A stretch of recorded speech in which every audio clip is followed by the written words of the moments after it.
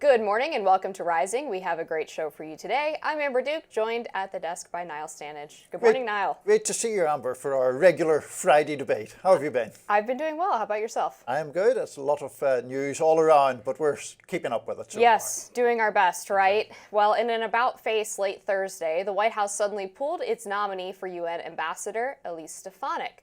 Here she is on Fox News last night. This is about stepping up as a team, and I am doing that as a leader to ensure that we can take hold of this mandate and deliver these historic results, that we can pass this reconciliation bill, which will have tax cuts, it will have border security, American energy independence. It really came to a culmination today, but it was a combination of the New York corruption that we're seeing under Kathy Hochul, special elections, and the House margin. And look, I've been in a House. It's tough to count these votes every day, and we are going to continue to defy the political prognosticators and deliver victory on behalf of President Trump and, importantly, the voters across this country. President Donald Trump took to Truth Social to explain what happened, writing in part, "I have asked Elise, as one of my biggest allies, to remain in Congress to help me deliver historic tax cuts, great jobs, record economic growth, a secure border, energy dominance, peace through strength, and much more, so we can make America great again. I don't want to take a chance on anyone else running for Elise's seat. The people love Elise, and with her, we have nothing to worry about come Election Day." So apparently the administration is worried about its narrow majority in the House. Democrats overperformed in one race this week in the Pennsylvania State Senate, where they won that seat in a major upset. Stefanik comes from a solidly red district in New York State, but with her back, no special election will be held to fill that. This is what Speaker Mike Johnson had to say about the issue. "There is no doubt that she, meaning Elise, would have served with distinction as our ambassador to the United Nations, but we are grateful for her willingness to sacrifice that position and remain in Congress to help us save the country. I will invite her to return to the leadership table immediately. There will also be a special election in Florida to replace 2 GOP seats, one formerly held by Mike Waltz of Signalgate fame."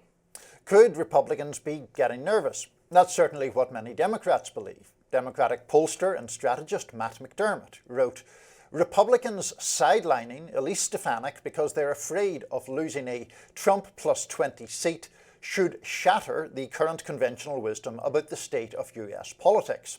The political ground is shifting and fast." And the Young Turks host Cenk Uygur was, in his words, thrilled. He posted, "I'm thrilled that neocon Elise Stefanik's nomination to be our UN ambassador was pulled. She would have spent the entire time trying to start wars on behalf of Israel. She can now go back to representing Israel in Congress instead."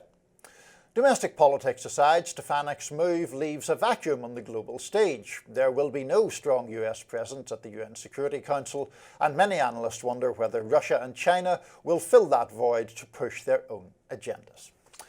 Amber, a few things here. I mean, I take the point that this is not the pulling of a nomination for some scandal or because Elise Stefanik didn't have the votes or anything like that.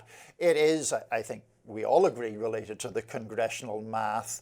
That math is very tight, as we know, and I do think that there is at least a legitimate point to be made about Republican nervousness. I think a lot of coverage has focused on President Trump's moves in the early part of his presidency. In his approval ratings, he's between 45% in a Reuters poll, 47% in The Economist. So those are not landslide numbers when you're only protecting a very narrow congressional overall majority. Yeah, I think it was probably less about concern that the Republican wouldn't ultimately win the seat. Elise Stefanik won it by about 20 points. But the problem was that the seat would potentially be held open for 3 months or even longer. There was a bill floating around the New York House to increase the length of time over which the governor could choose to hold the special election. And there was an interesting sort of negotiation happening between Kathy Hochul and Trump, where she said that essentially she would leverage this special election bill in exchange for Trump not going after the state's congestion pricing system. So we'll let you have your special election in, a matter of weeks or a month if you decide to not go after that plan anymore and get rid of congestion pricing, because the Transportation Secretary, Sean Duffy, has tried to revoke that rule and not give it federal approval. Which is a very big issue in New York and New Jersey too. Exactly. Yeah. So that was one of the elements at play that hasn't been covered much in the previous week or so, as Elise Stefanik's nomination seemed to be in jeopardy. But I don't think this should be too surprising, because she has been sort of lingering since her nomination was first announced. And talking to sources in the Senate and people close to Elise Stefanik, they were talking about eventually getting her through after this initial continuing resolution process, and then her vote still wasn't scheduled. So that was a huge warning sign, obviously. Yeah, that has been a delay. And I totally agree with you in relation to actually Stefanik's seat. The issue is not that Republicans would be expected to lose it. The issue is that Kathy Hochul, the Democratic governor, would pause it for as long as possible to cause the maximum amount of trouble for Republicans in the House. I do think, though, it's interesting. We mentioned in the introduction there are these 4 vacancies in the House at the moment. 2 of them had been Republican seats, 2 of them had been Democratic seats. But it is interesting, in the seat down in Florida, which is Mike Waltz's former seat, that was a seat that Waltz romped home in by about 30 points. And we now have polling from St. Pete polls showing the Republican only 4 points ahead there. Democrats are talking about the fact that they're doing very well in fundraising in that race. And obviously, if, and I still think it's unlikely, honestly, but if the Democrats were to pick up a seat there, then the math would get very, very tight indeed. Because right now, it's only a 218 to 213 House with those 4 vacancies. Yeah, one of the things that we haven't heard in the aftermath of this as well is who would be Elise Stefanik's replacement to be UN ambassador. Trump himself hasn't floated any names. I haven't seen much reporting about who he's even considering at this point. So that suggests an even longer delay for who the U.S. is going to have in this sort of soft power position. Obviously, they're not making policy, but it is important for the UN ambassador to be there to articulate the U.S. position on foreign policy. So I wonder what you think this portends in terms of American dominance in that session. I mean, there's going to be one next week, I believe. Yeah, I think that not having a permanent ambassador is suboptimal in that respect, at the least. Now, obviously, other people can give the American line, and with President Trump at the helm, it is generally, it's him who dictates the line anyway, so he can say whatever he wishes. Sure. The other thing which would take us into, I think, a whole other realm of the discussion is Stefanik's hostility to the United Nations. Now, I would obviously defend the United Nations on the issue that seems most salient here, which is Israel and the Palestinians. Stefanik would not at all. She has been a very, very severe critic of the UN in that respect. The Trump administration has positioned itself in very firm opposition to, I think, or skepticism of the United Nations as an international body. I would, as I say, defend it. I think that it is unfortunate that UNRWA, the refugee agency, is being so undermined, because a lot of Palestinians depend on it for life and health. And nutrition.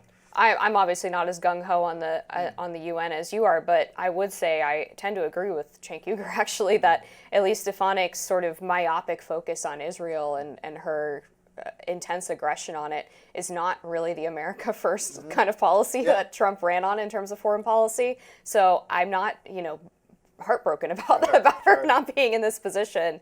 And I actually said back when Elise Stefanik was named as the House Conference Chair, replacing Liz Cheney, that this was effectively more of the same. I mean, it was very obvious Liz Cheney was not forced out because of her voting record, but because of her, very vocal opposition to Trump. And when they put Elise Stefanik in that position, I had to remind people, she voted for the Equality Act. She supported amnesty for DACA recipients. She criticized Trump's decision to leave the Paris Climate Agreement. So she has obviously moved on her politics since being embraced by Trump, embraced by the Republican Party and its leadership. So I think there are some questions about her conservative record that are entirely legitimate and cause a lot of people who are more on the MAGA America First side to be skeptical of her sincerity on those issues. Well, and her sincerity in relation to Trump personally, because to roll back the tape even further, there was a time when she was very critical of Trump, talking about his rhetoric being offensive and so on and so forth. She has very much changed from that and become much more aligned with him personally, and at least purports to represent his agenda, although whether she actually does is more debatable. It's kind of reminiscent of Nikki Haley, Yeah. the UN ambassador Right. who served in Trump's first term, who was happy to take the job and speak kindly of Trump when it was beneficial to her, but maybe not as much when she was running against him in the last primary Her election. interests changed in that respect, for sure. Up next, JD Vance's view of the world. That's here on Rising. Stick around. Vice President JD Vance is pulling no punches in his criticism of Jewish Insider and its editor, Josh Kraushaar. The outlet ran a piece titled "Vance's Reluctance to Support Houthi Strikes Concerns Some Leading GOP Senators." In that piece, Jewish Insider writes, several GOP senators told JI they are concerned Vance's isolationist worldview may reshape the direction of the party. Earlier in March, Vance had voiced concern to other Trump administration officials in a Signal chat about striking the Houthis. Of course, editor-in-chief of The Atlantic, Jeffrey Goldberg, made that Signal chat public after accidentally being added, apparently, by National Security Advisor Mike Waltz. In response to the Jewish Insider article, Vance took to X and wrote, "This morning, Josh Kraushaar ran a hit piece against me in Jewish Insider, which has become an anti-JD rag. It has many problems, including 7 anonymous quotes from cowardly Republicans. But the most glaring factual error is the below, which says the Houthis killed 3 Americans last January. Actually, the group responsible for that attack was Islamic Resistance in Iraq, which is an entirely different militia group. Now, you might say this is evidence of Kraushaar being the biggest hack in Washington, and you may be correct. Another very plausible explanation is that he's the dumbest journalist in Washington. Either way, shocking, an error like this could get through his vaunted editorial process."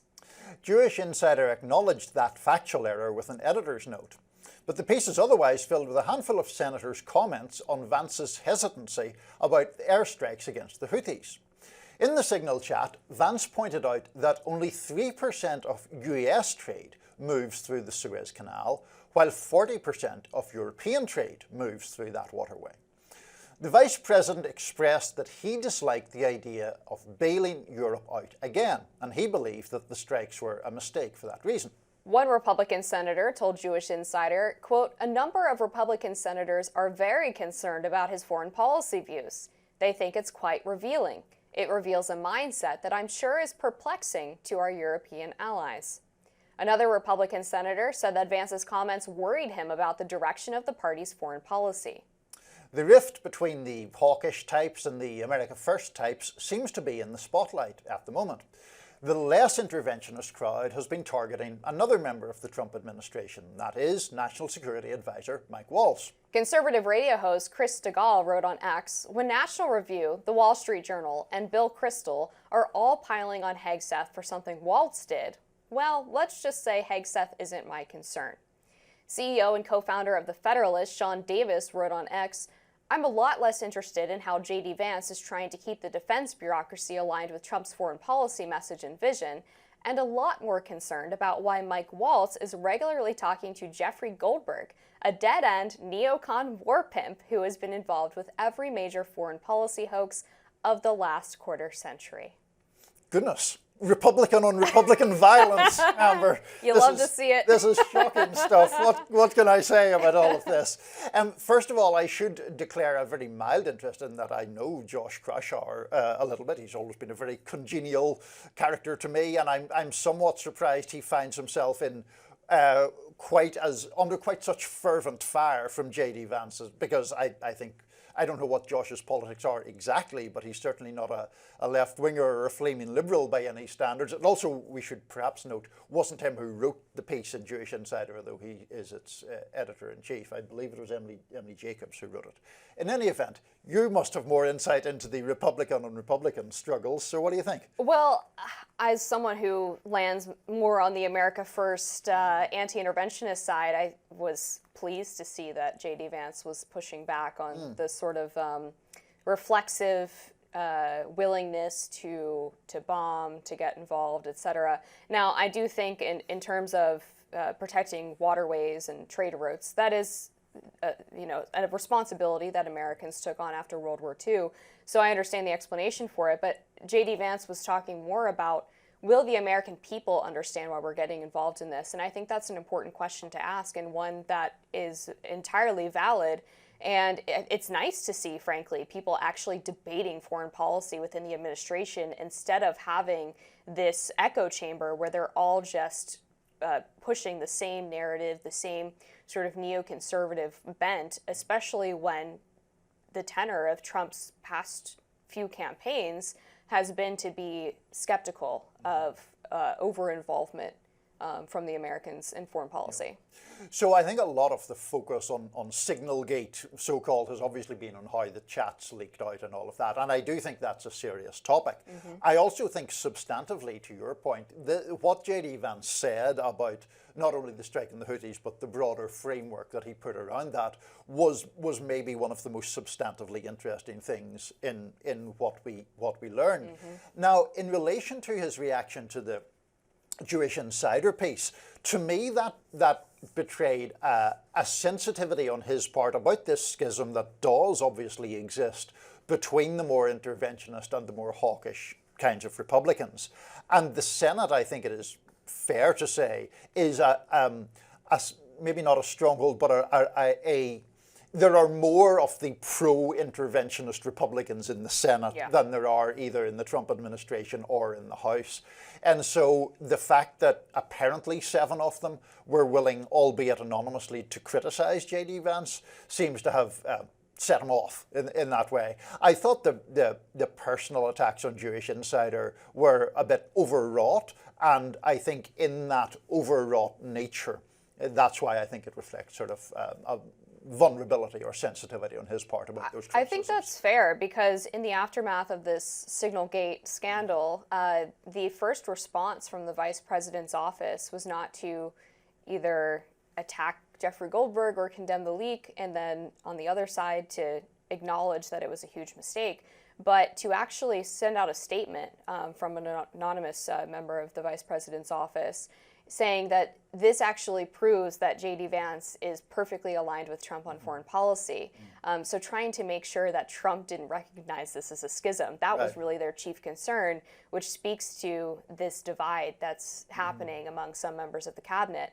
And there has been a lot of skepticism of Mike Waltz from the time he was first chosen by Trump to be the national security advisor, because he is a more hawkish, neoconservative individual on foreign policy. Some people liked the fact that the Trump cabinet represented this wide range of views on foreign policy, but others were, reasonably concerned that his voice would have an outsized influence and could lead the party away from its recent anti-interventionist shift. And Rubio would be part of that kind of camp as well. Sure. And Rubio and Waltz would be, I think, the two main champions of that sort of view within the administration.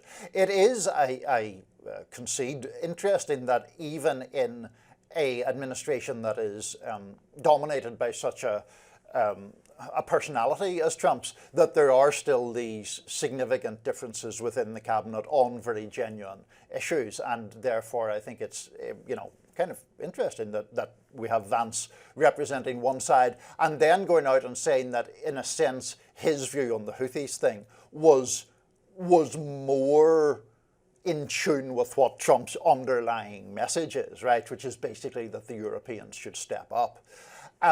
Personally, I think in Vance's case, there's a much more skeptical argument to be made about his views on Ukraine, which, wherever on the spectrum of interventionism versus non-interventionism you fall, I think he has been too willing to just sort of concede the point. And when he was campaigning for Senate, he famously said something to the effect that he didn't really care what happened to Ukraine one way or another. I don't think that's, that's not how I feel about it, and I think it's not how a lot of people feel about it, but of course he's entitled to his view. Yeah, I think I tend to agree that perhaps there's a reflexive anti-interventionism that doesn't always look at the reality of different situations and sometimes the importance of American involvement. But again, I appreciate that view is at least represented in the administration and is able to push back against people who, on the other side, are reflexively, let's just bomb the Houthis and be done with it. So I think that's nice. I'm not surprised to hear that some senators don't like it because, as you alluded to, a lot of them tend to be more neoconservative on foreign policy than members of the House are. So it's great for me, in my view, that JD Vance is able to express these concerns in these group chats that they're having about making policy decisions in that way.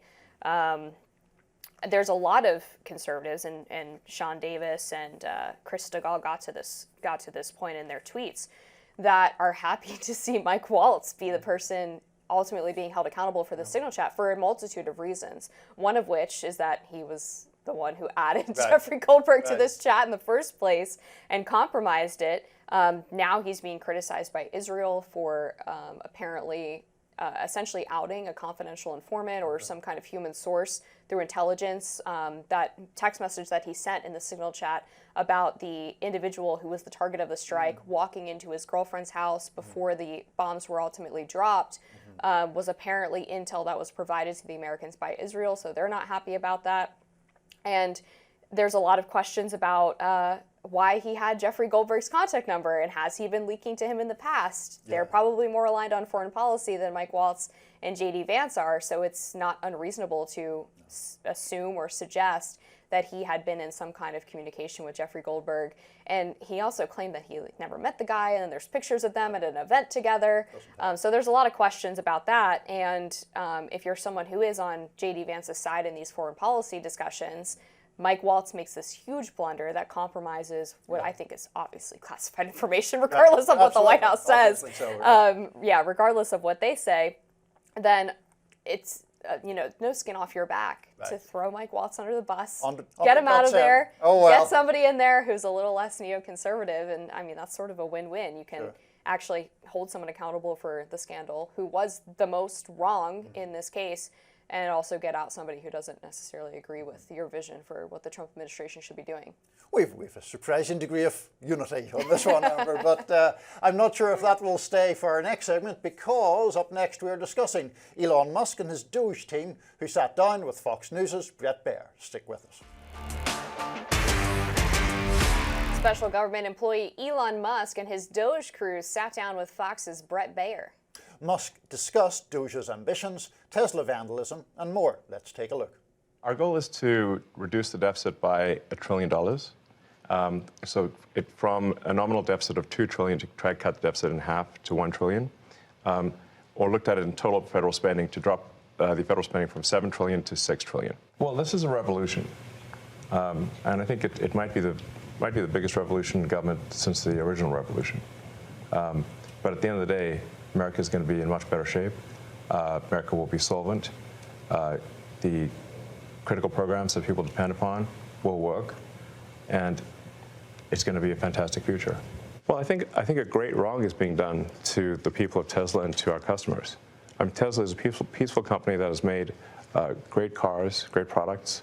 That's all it's done. Hasn't harmed anyone, and yet people are committing violence. The last administration was going to mandate electric vehicles, and now you see on the far left some efforts to go after electric vehicles. It's quite something. It is ironic. I mean, it seems like the most ironic outcome is the most likely. Among those who were flanking Musk include Steve Davis, who handles DOGE's daily operations, Joe Gebiam, who co-founded Airbnb, and the chief executive of cloud software group Tom Kraus. Kraus is in charge of reviewing the Treasury Department's payment systems. Here's what some of them had to say.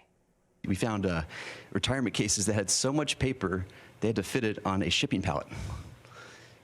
So the process takes many months, and we're going to make it just many days. Will it be digitized, or how? Absolutely. So this will be an online digital process that will take just a few days at most. And I really think, it's an injustice to civil servants who are subjected to these processes that are older than the age of half the people watching your show tonight.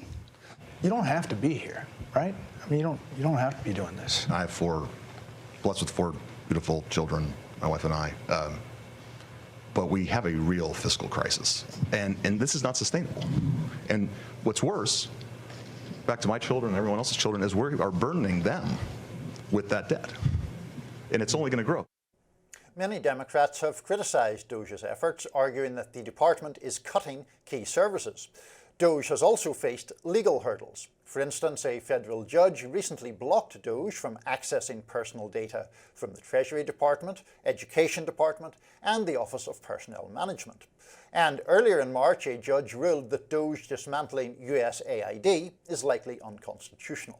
Musk said during the interview that a 15% federal spending reduction could be done without affecting critical services.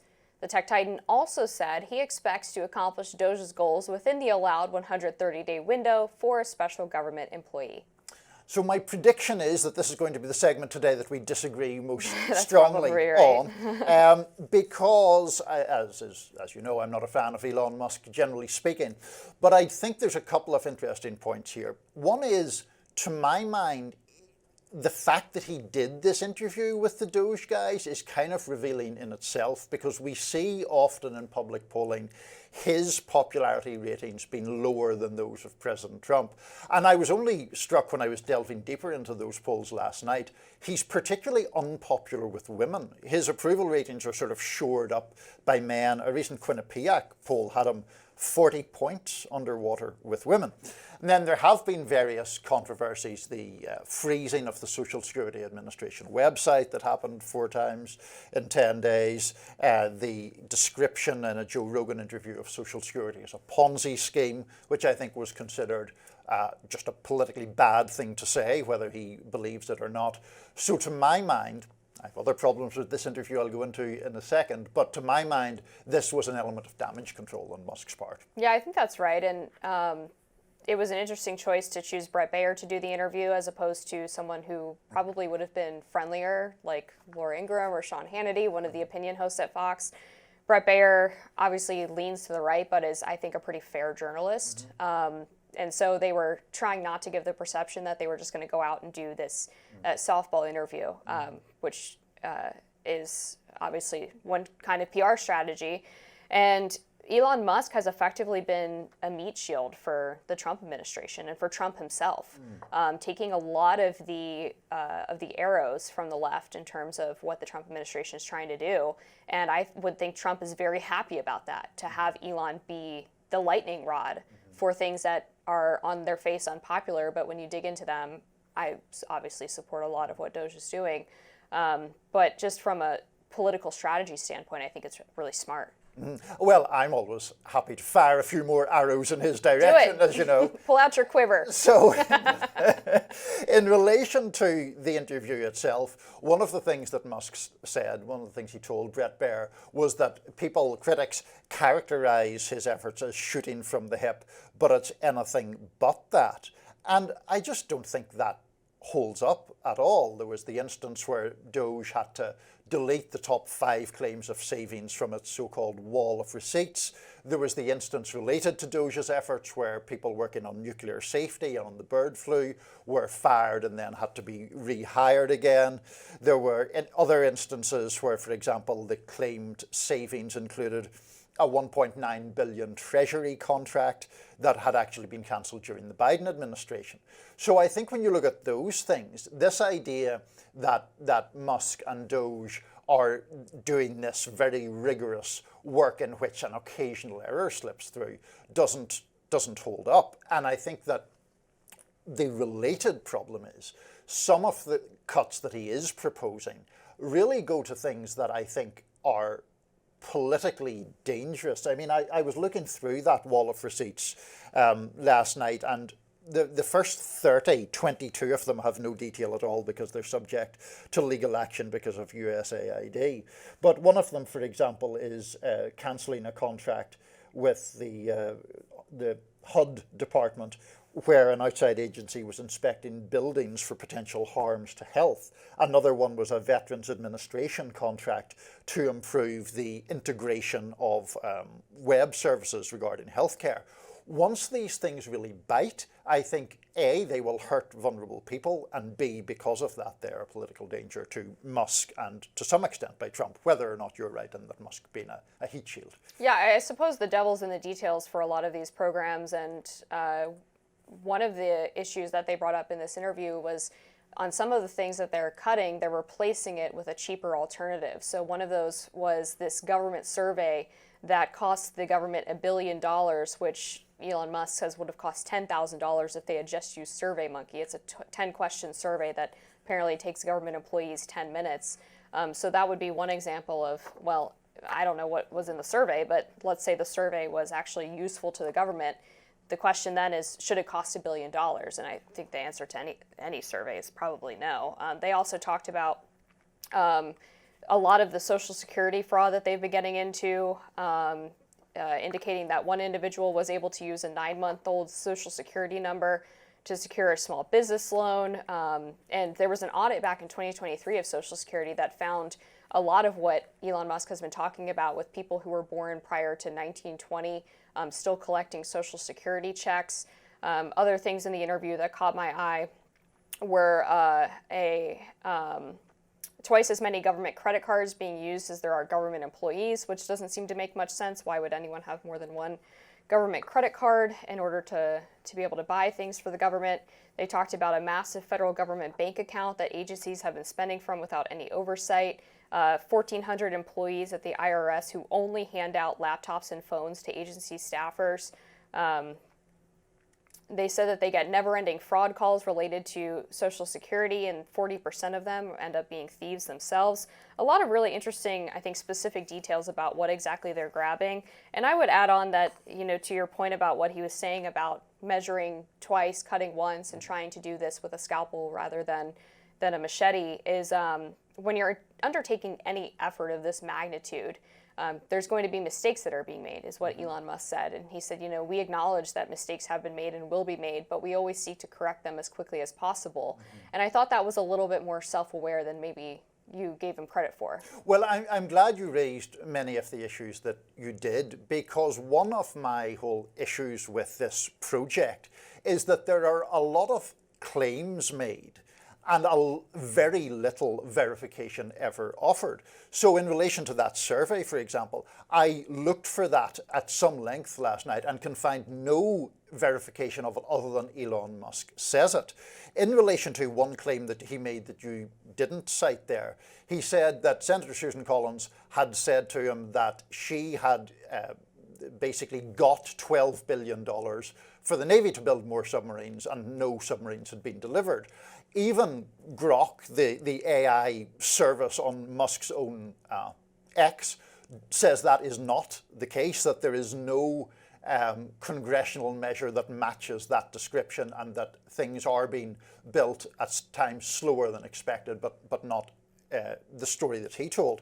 But there's one of these, Amber, and of course we don't have time to go into everything, but there's one of those claims that I think is really instructive in terms of what he said, because I want to get the quote right, to be fair to him. He was talking about the idea that he says that the biggest cries of protest come from fraudsters. Whenever people are cutting government services, that it's primarily fraudsters who complain. And he went immediately from that and he said about fraudsters, it's a tell, crazy. Like the $2 billion to Stacey Abrams' NGO that basically didn't exist and suddenly got $2 billion awarded from the federal government. Why, he says. Now, everything about that statement is wrong. That $2 billion was not awarded to a single organization. It was awarded to 5 organizations. Of those 5 organizations, none of them is run by Stacey Abrams. One is an organization for which she served as counsel. And when it gets to, and it did not just exist, it was founded in 2020.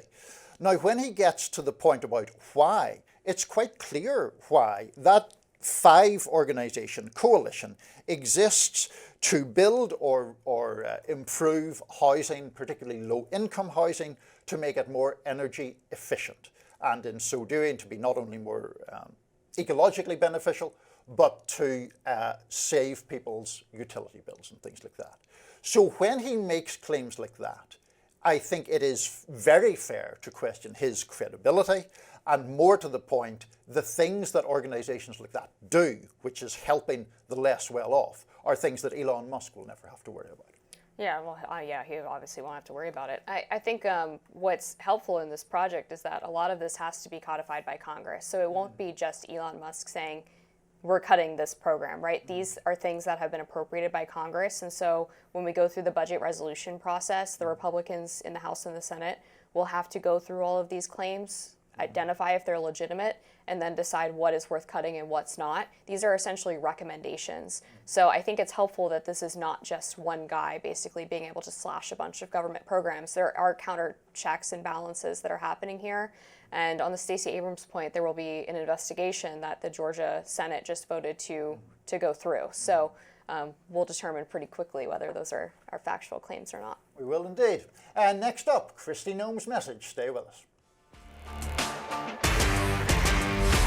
Federal authorities arrested an alleged leader of the Mara Salvatrucha, or MS-13 gang, in Prince William County, Virginia on Thursday. He was located just outside of Washington, D.C. The FBI identified the 24-year-old man as Henry Jose Villatoro Santos, one of the top 3 leaders of the Salvadorian gang. Attorney General Pam Bondi said he was living in the U.S. illegally and was head of the gang's East Coast operations. FBI Director Kash Patel responded to my question on the matter at a press conference yesterday morning. How long was this individual living in the United States illegally and operating as a leader of MS-13? The bottom line is for far too long. And because of operational security, we won't get into too many of the details about this individual. But if you're here for a minute, a day, a month, or a year, you've been here far too long. President Donald Trump touted the arrest, writing on Truth Social, "Just captured a major leader of MS-13. Tom Homan is a superstar." This comes just weeks after the U.S. dropped charges against another MS-13 leader, Cesar Lopez Larios, in order to deport him instead to El Salvador through a deal with the country's President Nayib Bukele. On Wednesday, Homeland Security Secretary Kristi Noem visited the El Salvador prison holding Venezuelans who have been deported from the U.S. for being alleged gang members. Noem shared this video message in front of a cell holding some of those prisoners. Here at CCOT today and visiting this facility. And first of all, I want to thank El Salvador and their president for their partnership with the United States of America to bring our terrorists here and to incarcerate them and have consequences for the violence that they have perpetuated in our communities. I also want everybody to know, if you come to our country illegally, this is one of the consequences you could face. First of all, do not come to our country illegally. You will be removed and you will be prosecuted. But know that this facility is one of the tools in our toolkit that we will use if you commit crimes against the American people. Noem is being blasted for what some are calling a prison photo op. Activist John Pavlovitz wrote on Blue Sky, "If hell exists, Kristi Noem is a shoo-in." The Homeland Security Secretary is also being attacked for her wristwatch. Media company Midas Touch posted on X, "It appears that Kristi Noem may have worn a $60,000 Rolex during her visit to the El Salvadoran prison camp today." Media consultant Stuart Stevens shared on Blue Sky, "Kristi Noem is pretty much the definition of white trash." Jeez. Well, let's get to your question, first of all, in this broader case of the MS-13 alleged gang leader. Good for you to get that question in to Kash Patel. He didn't give a very definitive answer. Do you have some inside track on how long this guy was here, or was it a genuine open question? It was a genuine open question. I mean, based on what they told us during that briefing, it suggested to me that he has been here for quite a while. They said that he was recruited when he was pretty young. He's still young, 24. And had been running operations for the gang on the East Coast for a while now. So I would venture probably a couple of years, but Kash Patel said basically we can't give you too many details because there's still elements of the operation that are private and secure, and they don't want to jeopardize future operations as well. So I understand why he was a little bit cagey, but obviously I always want a direct answer to a question, Sure. so it's a little disappointing. But yeah, it was a really interesting press briefing. Again, this is just outside of D.C., only about 15 minutes from where I live, actually, in Virginia. Oh, okay. So I was quite thrilled that they got this gang leader. Yeah. A crime center near where we live, and we don't like that. Alleged crime center. Alleged crime. Well, we should say. There's a lot of rumors about Woodbridge, and I won't. People who are from the area know the nickname for it. I won't say it on air, but. Okay, fair enough. Well, in relation, was there anything else that emerged from that news conference that we should know about? Well, they talked about their new partnership with the state of Virginia, and I imagine they're doing this with a lot of states around the country where federal agencies like the FBI, the DOJ, and ICE are cooperating more closely with state and local police, and Virginia Governor Glenn Youngkin was there as well.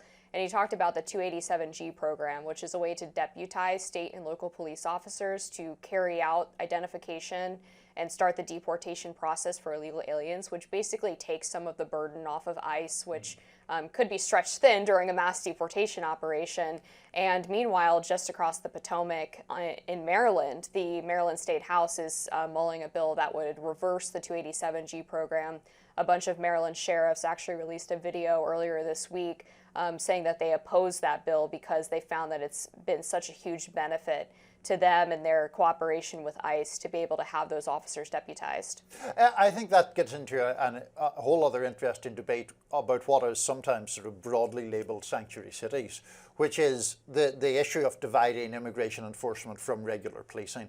And the argument in favor of the separation is if someone who's in the country illegally witnesses or has information about a crime, you want that person to be able to report that crime without being in fear of deportation. And I think that is at least a valid argument to make on its Yeah, face. and the police would their argument against that would be that their means of identifying illegal aliens and then referring them for deportation is typically through arrest. So they wouldn't want to take a witness who is reporting a crime.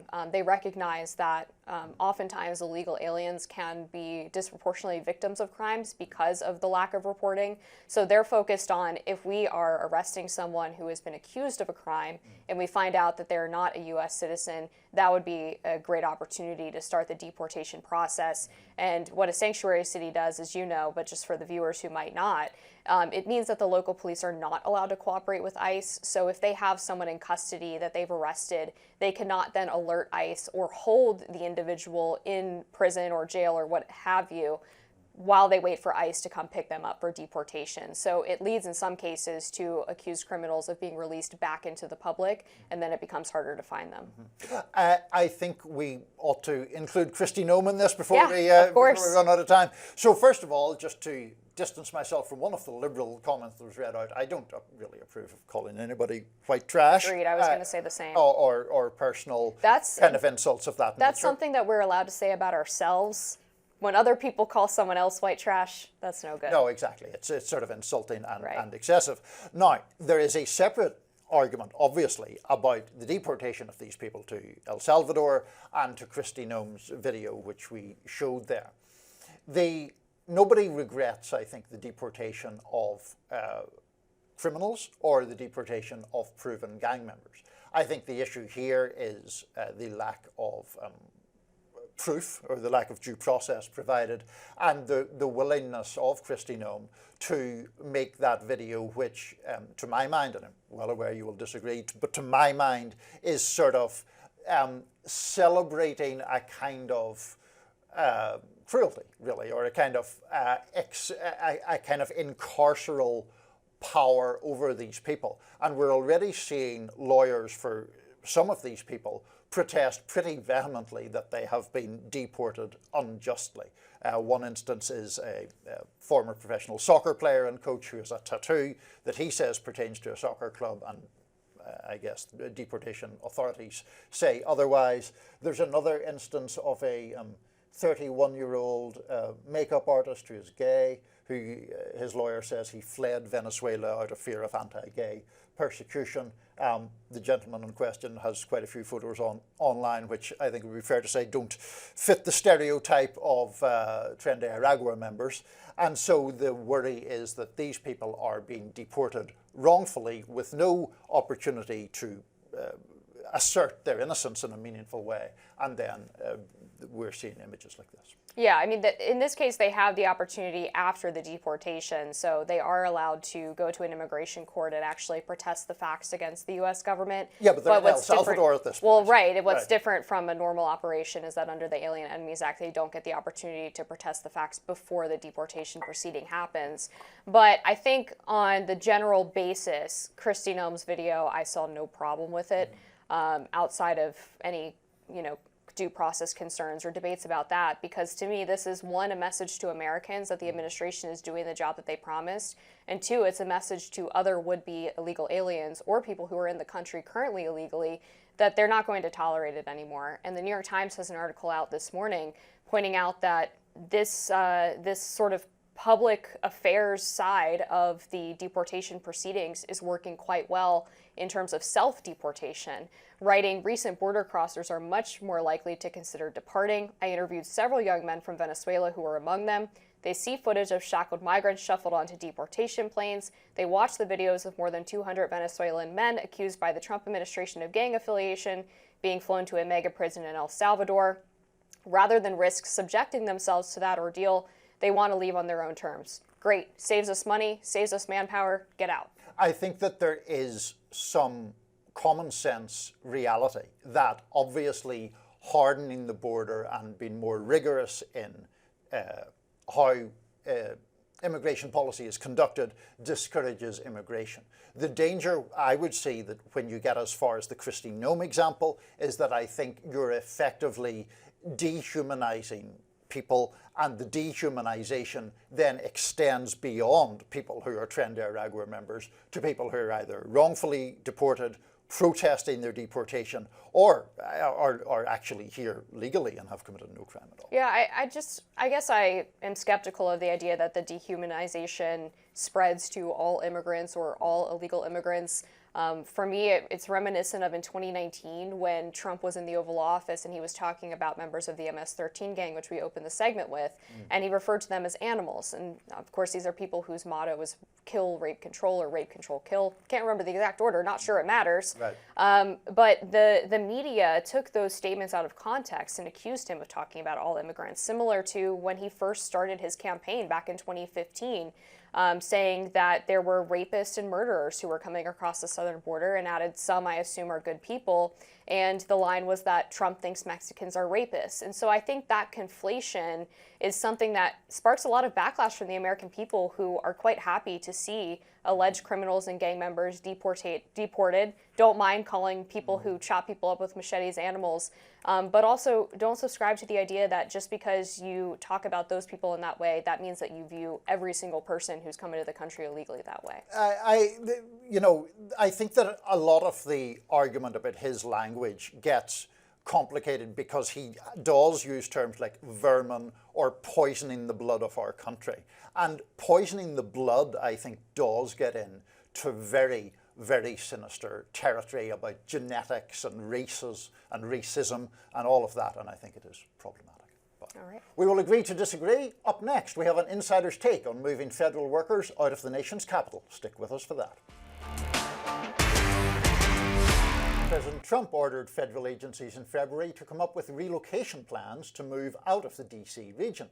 According to the February 26th memo, the Offices of Personnel Management and of Management and Budget directed heads of executive agencies to submit, quote, any proposed relocations of agency bureaus and offices from Washington, D.C. and the National Capital Region to less costly parts of the country by April 14th. The move is part of Trump's pledge to drastically reduce the size of the federal government. One former agency chief knows firsthand. In 2019, then director of the Bureau of Land Management, Perry Pendley, was tasked with moving BLM from D.C. to Junction, Colorado. It's a decision Pendley applauded, later calling it, quote, the epitome of good governance. Joining us now is Perry Pendley. He served as director of the Bureau of Land Management during the first Trump administration. Perry, thanks so much for joining us. My pleasure. Howdy from Colorado. Absolutely. Thanks for coming on. So let's start with, before we get into Trump's recent directive, how this worked when you were atop the BLM. What was the process, first of all, for actually moving the agency, and what were the benefits and drawbacks of that decision?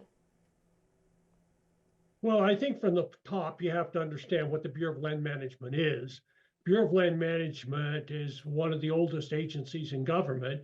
It has responsibility for 245 million acres of federal land, primarily in the West. 99% of that land is in the west of the Mississippi, in the 11 western states and Alaska. A scant 50,000 acres is east of the Mississippi. So, and in addition to that, 97% of the employees were out west. And so the decision was made by Secretary Bernhardt to move the leadership that was in Washington out into Colorado, out into the West, so they're close to where the activity is taking place. And the first thing we did, of course, in July of 2019 was notify Congress. We notified the appropriations committees. We said, this is our plan. This is how we're going to do it. The appropriations committee signed off on what we did. The congressional delegation from Colorado, which is largely Democrat, the governor of Colorado, a Democrat, supported the move to Colorado. And in fact, Western governors applauded our decision.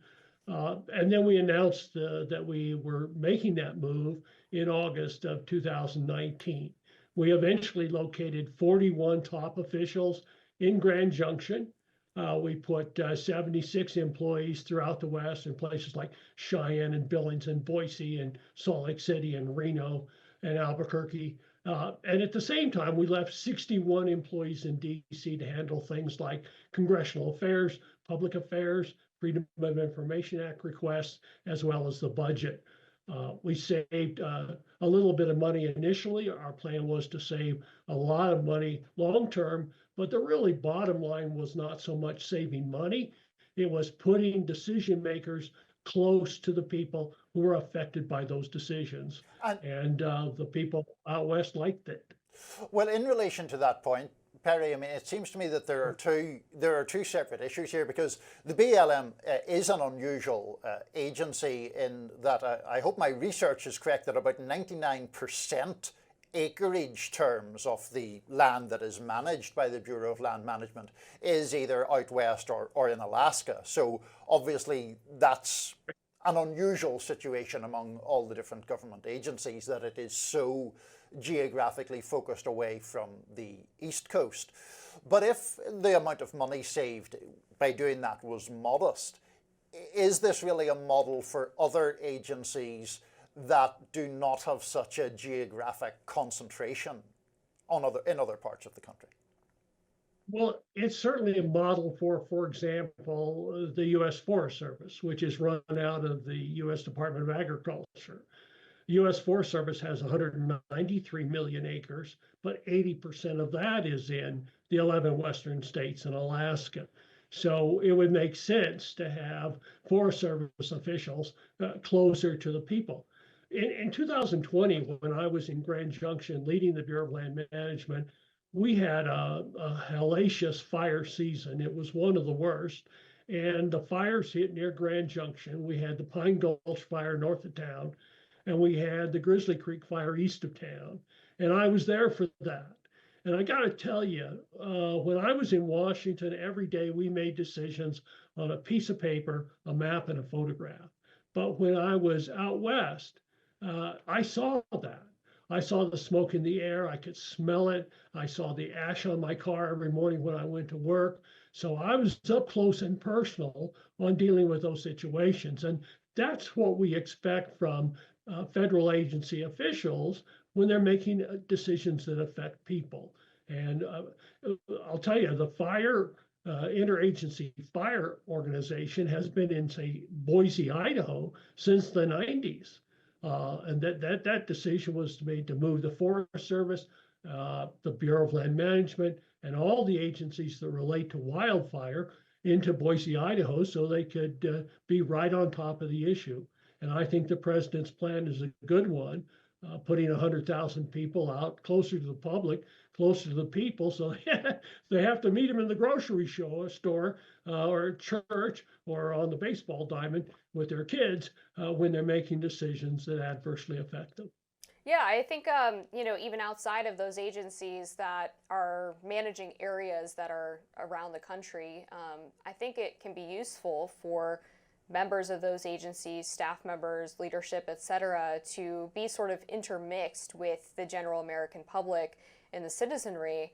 I mean, I was at a lunch recently, I have to say, and in the DC area, and I ended up finding out I was sitting with 7 government employees who all had a lot of groupthink, frankly, about really the way things should be run and the attitude towards the federal government.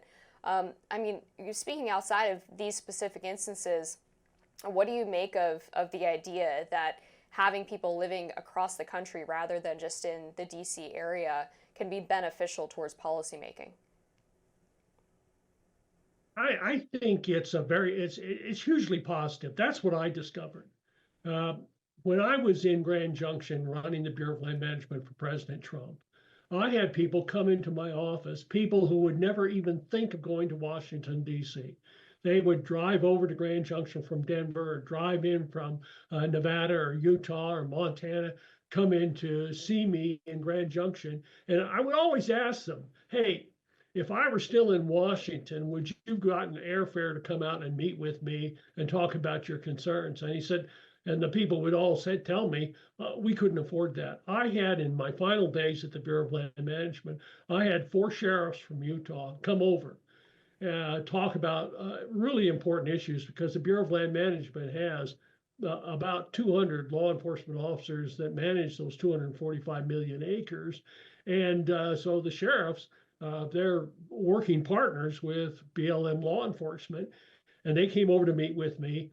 And I said, hey, would you guys have ever flown to Washington and see me? And they said, oh, absolutely not, Perry. We couldn't have afforded to do that, but we can come in and see you. And so in addition to the issue of being close to the people, being where the lands are managed and decisions have impact, in addition to that, you're right there. They can drive down the street and meet with you and file the complaints and say, hey, I don't like what you guys are doing. And unfortunately, President Biden came in, he moved all those top officials out, and you saw the results. Western people are furious about the decisions that have been made because simply the decision makers weren't out here working with local people to make those decisions. Perry Pendley, thanks so much for joining us today on Rising. We appreciate it.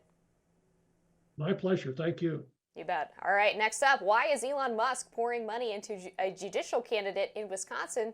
We'll tell you on Rising. All eyes are on Wisconsin.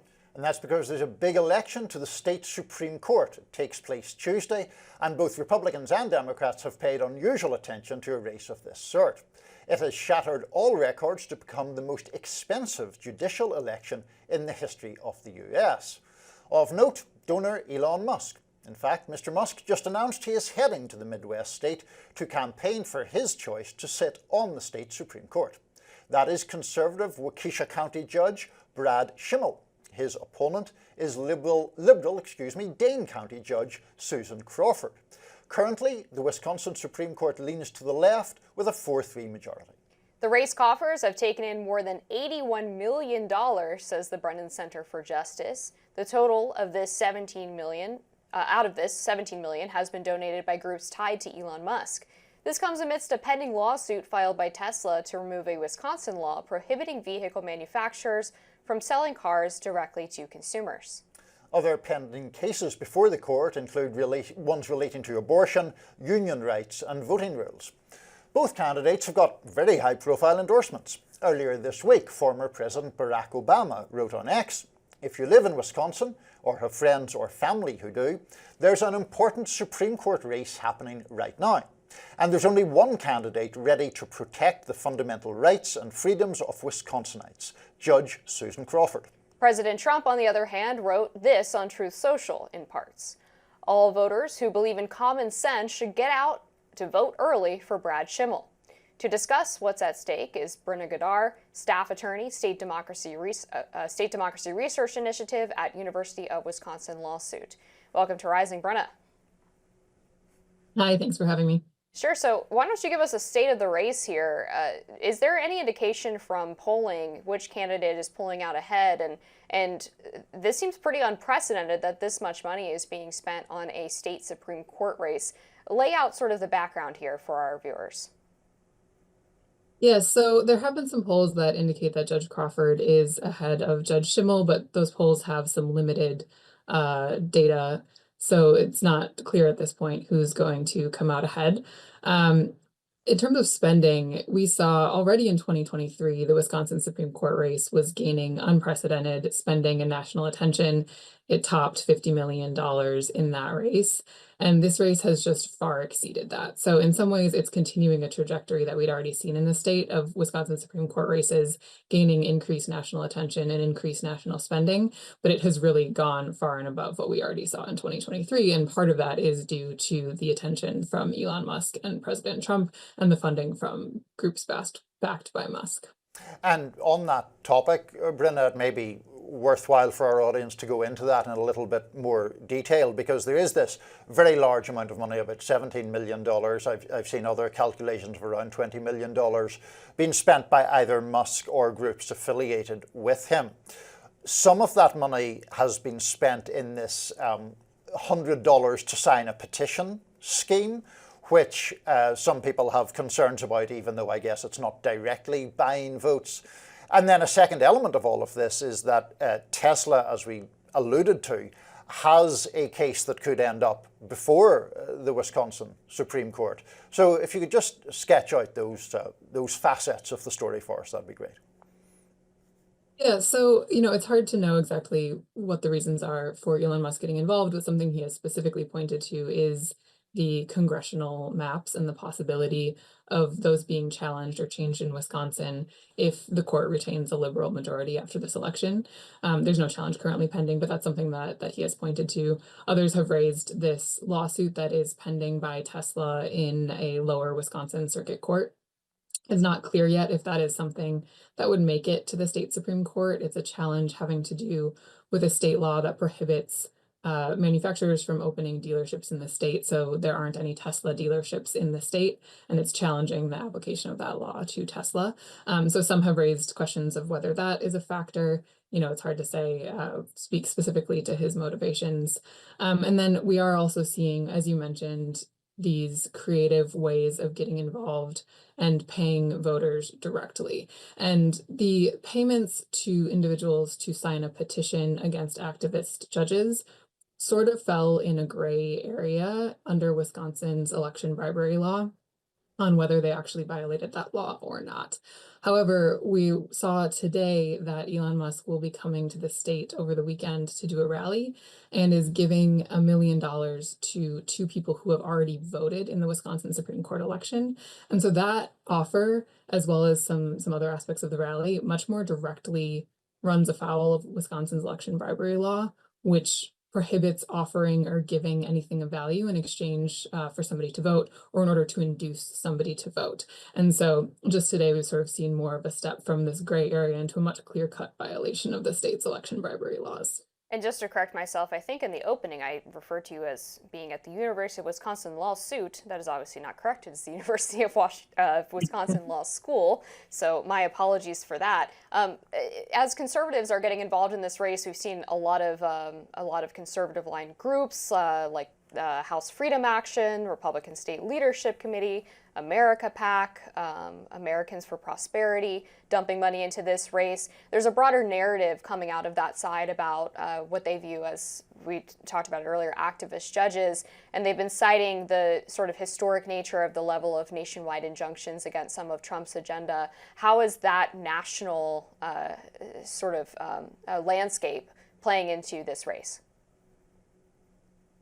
Yeah, so I think we are seeing concerns at the federal level about questions about the judiciary continuing to remain independent. And I think Elon Musk's involvement in particular has raised some questions about that, where he has specifically attacked judges and called for impeachment based on various rulings.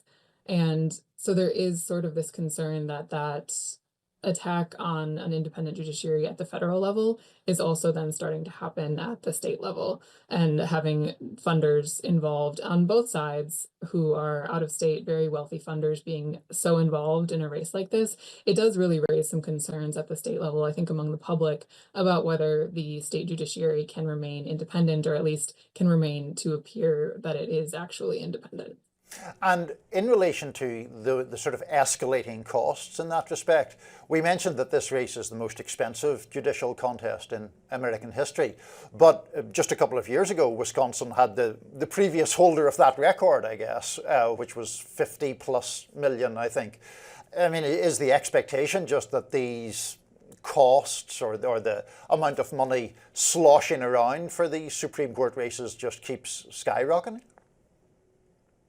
It's hard to say exactly if it'll keep climbing. I think we definitely are in a new era of this being sort of a new norm, of there being very wealthy donors contributing and there being unprecedented amounts of money spent in Wisconsin Supreme Court races.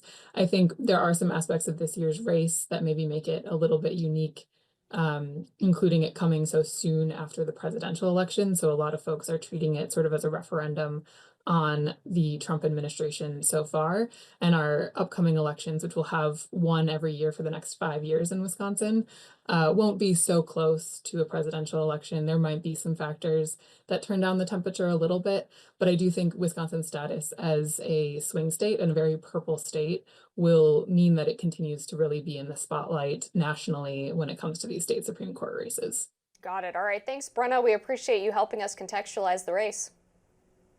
Thank you for having me. You bet. All right, up next, what's the reason behind Marjorie Taylor Greene's latest outburst? We'll tell you next on Rising.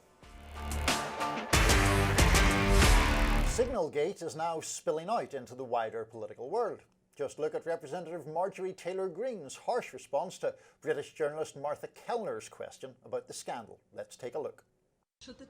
What country are you? Wait, what country are you from? The UK. Okay, we don't give a crap about your opinion and your reporting. Why don't you go back to your country where you have a major migrant problem? Okay, and you, no. You should care about your own borders. Do you care no, about no, American no. lives being put at risk? Let me tell you something. Do you care about people from your country? What about all the women that are raped by migrants? Do you care No, about by migrant. No, do you care? Okay, you're done. Do you care about American lives being put at risk? You know what? I don't about care. service members fighting for your country. I don't care about and your vice fake news. president Do you have a and your relevant defense question? secretary. Yeah, this is an American journalist. Thank you. I'm American, and I'd like to hear your answer to what she's asking. I'm not answering her question because I don't care about her network. If you would like to ask, I can answer.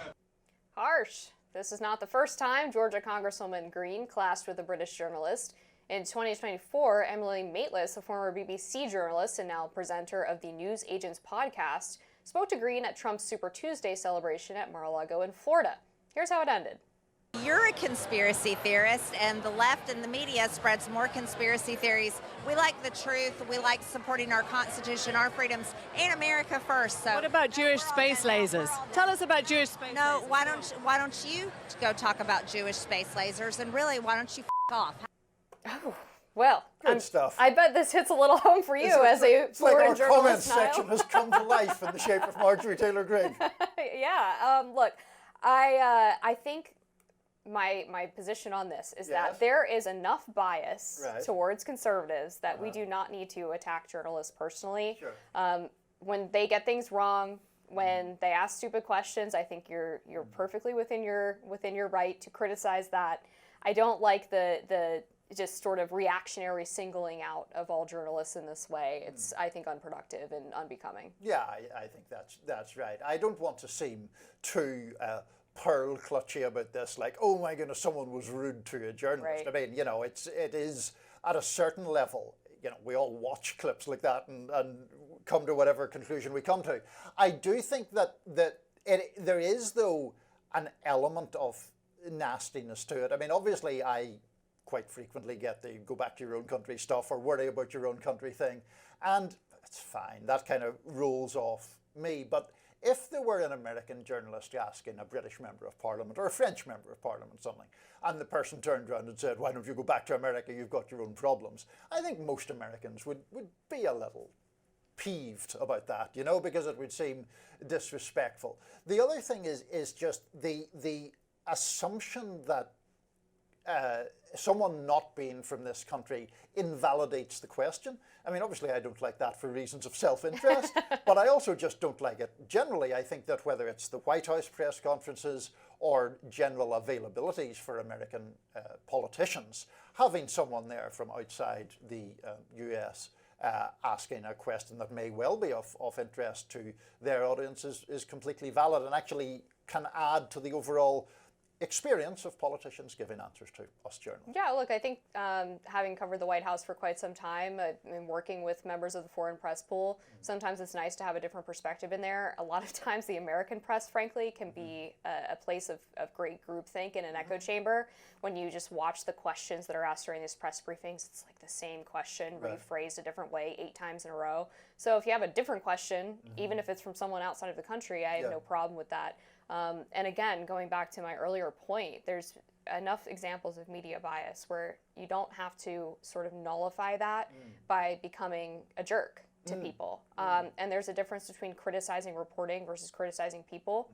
And I mean, there was a huge NPR hearing earlier this week with the CEO, R-N.Y, where they were reading old tweets of hers talking about white privilege and sort of anti-Trump positions and pointing out the stack up of Democrat versus Republican reporters that work for NPR. Those are legitimate things to criticize and should be criticized. And when you have a representative sort of popping off over a reporter's nationality, it takes away from those legitimate concerns. It does, yeah, and it suggests that it makes the focus the nationality rather than whatever the concern is. And in this case, it was Marjorie Taylor Greene not wanting to talk about Signalgate that sparked all of this.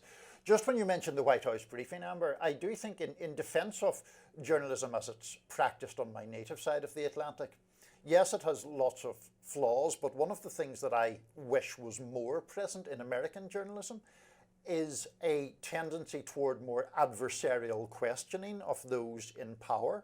I do think that is more of a part of journalistic culture in Ireland and Britain than it is here. And I think that even journalists who are considered whatever, you know, either liberal or conservative here, tend to ask questions with a certain amount of deference to the powerful. And I think if you look at, I mean, if people can Google this or look it up on YouTube, but not interrupt their rising viewing to do so.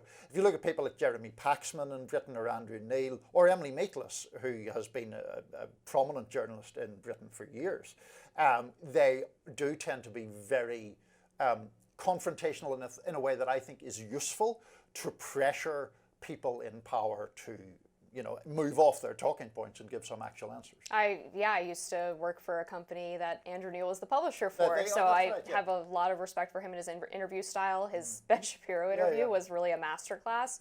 I think the difference is that when press in America think about being adversarial, they think about sort of smarmy gotcha questions, whereas the adversarial nature of the British press in particular, just because that's what I'm more familiar with, it's still done in an underlying respectful manner, and it's focused more on issues rather than trying to get like a moment on camera that makes them really look great or gets them a book deal or a TV show or something of that nature. So you get a lot of bifurcation in the American press of the individuals who are doing the gotcha questions and then the individuals who are sort of leading their questions with inherent praise of whoever is currently in power. And I've always taken great care to land somewhere in the middle where I'm trying to elicit information from this person. Of course, I'm going to be respectful. If I don't get an answer to my question that is satisfactory, or you know, from my perspective, being a conservative journalist, if you're doing something as the Trump administration that's not in keeping with your campaign promises or is not what's best for the American people based on what you said on the trail, then we're going to hold you accountable for that and make sure that you are actually doing what you said you would do, particularly in terms of a conservative perspective. So it's a hard line to walk, certainly, and one that we're constantly reevaluating. But there is, I think, a reflexive nature with the press becoming more divided between partisan bent on the liberal and conservative side for them to sort of play into that stereotype too much. Yeah, and I think to your point about news conferences, those in many ways are the best remaining venue for those more challenging questions, shall we say, Because the bifurcation, not only between sort of performative journalists and those who seem a bit too smarmy and groveling, but the ideological bifurcation means that if you are a Republican president, you can go on outlets that you know are going to be friendly to you, and if you're a Democratic president or politician, you can go on outlets where you basically know you're not really going to get any tough questions.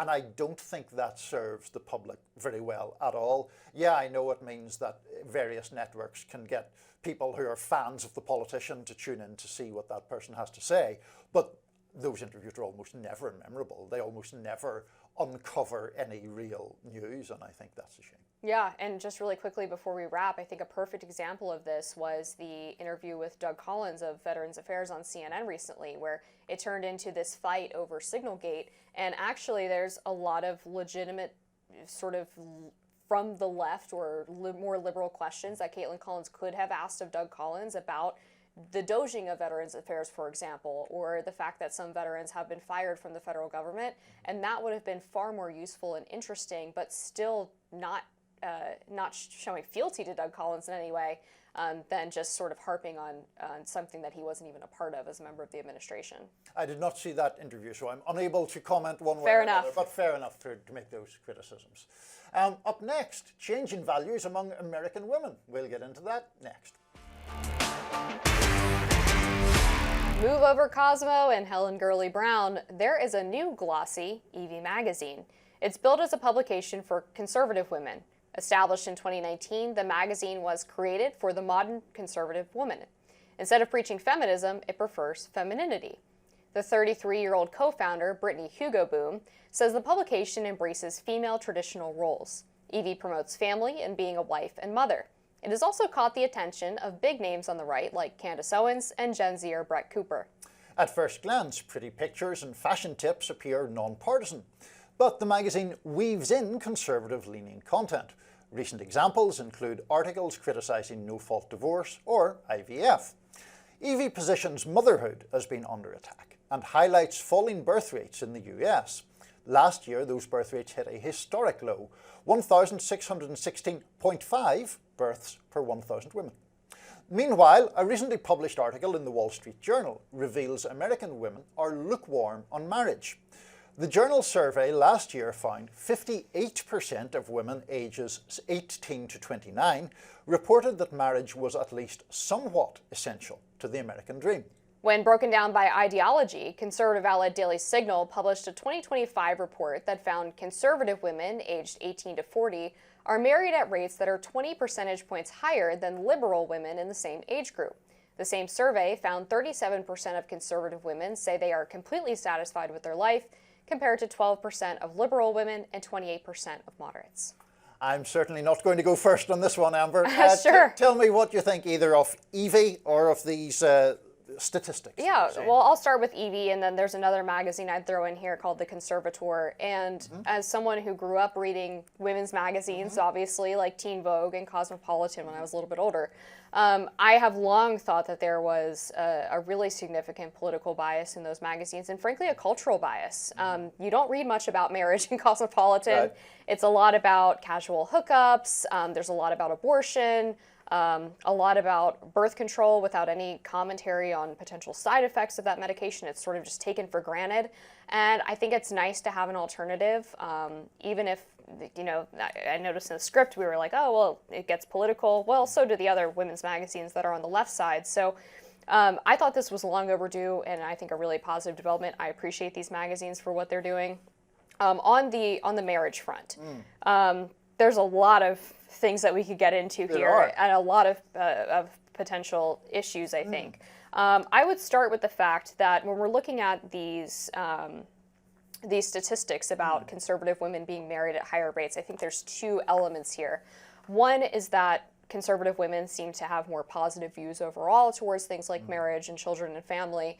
But second, women get more conservative when they get married and have children. So I think there's two things contributing to that data point, which is, again, when you're already conservative, more likely to do those things, and when you do those things, more likely to become conservative. Yeah, and so there is a very big split. We've been talking in various rising shows about young voters and the way that has changed, but actually the gender split there is pretty huge. And what seems to be the case is that the most liberal bloc is unmarried women, I should say single women rather than unmarried probably, with college degrees are very, very liberal. And then married women are more conservative, women without college degrees are more conservative. And on the male side, basically the college-educated men are more likely to be more liberal, and if they are single, they're much the same. So there is very interesting social dynamics going on here.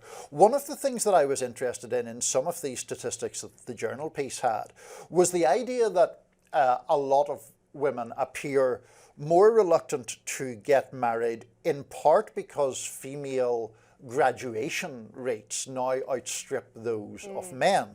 And so, for example, in a Pew survey, actually American Enterprise Institute survey, half of college-educated women said that one of the reasons they were not married is they have not met anyone who meets their expectations. There's another survey last year saying that within under 35 women, basically, under the age of 35, 47% of women have college degrees, 37% of men do. So I wonder about how the interplay of academic qualifications and the economic prospects that brings plays into all of this. I think it's a huge part of it. I'm going to get a little bit into women's psychology here, which can be a dangerous place, but I guess if anyone's going to speak on this panel, it should be me. Shouldn't be me. Women don't want to marry down. Right. Okay. And so once you have a college degree or you get a master's and you're making a certain amount of money, a lot of women are very put off by the idea of marrying a guy who makes less money than them or has a lower educational attainment level. And so when you have women graduating at higher rates than men, and recent data about the pay gap, which is a whole separate debate, found that actually recently graduated single women living in big cities make more money than men, as opposed to less, which is sort of the common commentary about the pay gap, which tends to come out due to choices later in life, like getting married and having kids, etc. So you have this whole cohort of young women who would typically be in the prime age to consider getting married, who are out earning and out competing men of a similar status. So you're sort of enshrining those inequalities that would lead a woman to be less likely to pick a mate. Well, and what do you think of that as a conservative woman? I imagine that on the one hand, I assume that you like or celebrate the fact that more and more women have college degrees. And on the other hand, if men are lagging behind that, it makes women less inclined to marry, or as you would put it, marry down.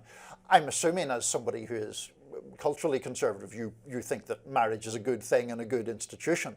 So is there any conflict or any tension between those two dynamics in your case? There's a few things going on here, and I've thought about this issue very deeply, as you can imagine, over the past few years. One thing I would say is on the cultural perception of marriage. Marriage is less talked about in American culture as the way I would view it, which is a covenant before God. But even more broadly than that, outside of a religious nature, a partnership, of a complementary relationship that allows people to elevate each other. And it's spoken about in a lot of ways as a business arrangement. As you hear a lot of commentary on TikTok, for example, just to use that as anecdotal evidence, of women talking about like the percentage split of who does chores in the household. And if you are counting inputs in your relationship in a very numerical fashion, sorry, but that's not the recipe for a good marriage. Keeping score, trying to find a 50-50 split on anything is a recipe for disaster. Marriage is never going to be 50-50. There's going to be times when one person is contributing way more and vice versa, and you have to have a lot of grace with your partner. And so I think the idea that marriage is this institution where both sides are always 50% and everything's equally split is just not a realistic way of looking at the institution. And then getting into this higher education issue and the issue with careers. When I was growing up, I'm a younger millennial, there was a lot of messaging targeted towards women that from third wave feminists, that the way to be an empowered, successful woman was to go to college and work in a high-powered career and climb the corporate ladder as fast as you can. And I think what we've seen from that is that women are unhappier than ever. We have young women on antidepressants and anti-anxiety medications at a higher rate, and the rate of prescriptions for those is actually increasing faster than men of a similar age. And it suggests to me that this messaging was deeply flawed, because I view men and women as very different. They have different motivations. They have different things that make them feel content in their lives, feel happy in their lives, feel like their lives have purpose. And as more women have gone to college and entered the workforce, we've seen a similar decline in happiness. And so I think we have to question why that is, and why was marriage and child rearing really taken out of the conversation as what would be considered a successful woman. And just speaking from personal experience, my mother was a homemaker. She left the workforce to raise kids when my dad ended up graduating from trade school. And she was people looked down their nose at her as if she was doing something that was less than. And women feel that social impact and that cultural impact, and it causes them to make different choices. I think just in relation to someone in a situation like your mother, I'm often struck by the fact that even now, I think the media, particularly when it is covering political stories regarding women, often not only deals in stereotypes, but deals in one of two stereotypes, one of which is a very liberal, pro-choice, usually urban, often well-educated woman, and who is sort of the emblem of the liberal side, and then a very religious, perhaps very anti-abortion, very religiously observant, ultra-conservative. And I think one of the things that is often missing there is women in approximately similar situations to your mother who choose to stay at home. Presumably, I imagine in your mom's case, draw quite a lot of their identity from that and don't think that it automatically dictates their political views. I mean, they can have whatever views they like. That sort of middle ground, I think, often is missed whenever, women and politics in particular is covered. Yeah, I think that's right. And when you see young women and some of the trends that have been emerging on social media over the past few years, it's been things like the trad wife trend or the clean girl aesthetic, which is like a more modest way of dressing than you might see on your typical OnlyFans creator's account. And that indicates to me that there is a hunger for some kind of return to what is a more traditional arrangement between men and women among Gen Z. Even as those women politically have become more liberal, we've also seen at the same time that some of their desires for their lives would be considered culturally conservative. I take that point, absolutely. I think that oftentimes changes, whether they're political or social changes, are kind of a pendulum. And I think that a lot of the coverage that extols, singledom or career women or sex without commitment was a reaction to the repression of those things or the discouragement of those things in a previous generation. And I think therefore there was an understandable celebration among more progressive or liberal or whatever term you want to use, women, of things that are more celebratory of that. Now, it may well be the case. I mean, I'm not saying that women should adopt a lifestyle that doesn't fit them. If someone wants a more traditional lifestyle, I certainly don't think they should be demeaned for it. Yeah, I agree. All right, that's going to do it for us today on Rising. Fun little conversation to wrap up. Be sure to like, share, and subscribe so you never miss any content. And for those of you who like to listen while on the go, we are now available anywhere you listen to podcasts.